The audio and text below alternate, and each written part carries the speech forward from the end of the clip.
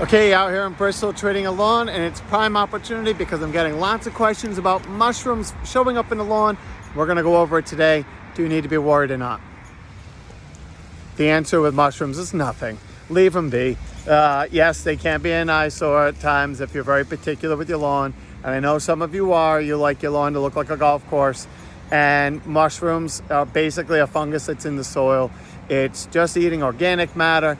90% of the fungus that are out there in the soil are beneficial, and we need them to do their thing. They're breaking down organics and feeding the leaves and the grass, feeding the plants, in this case the grass. And so mushrooms are just the fruiting body of a fungus that's in the soil. Sometimes you can get what they call fairy rings, where you'll see a very defined circle, and you'll see some mushrooms popping up in those cases.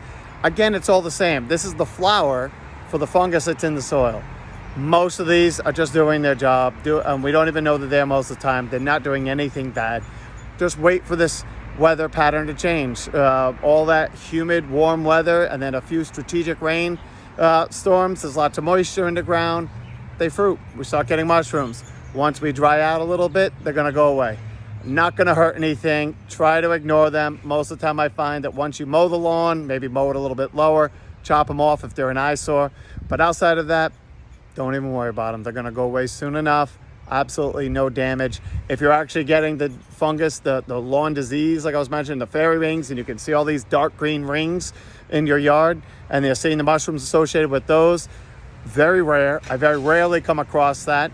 Most of the time I just see random mushrooms. But if you get the fairy rings, get a dose of fertilizer down on your grass, it greens up everything else, you no longer notice the fairy ring.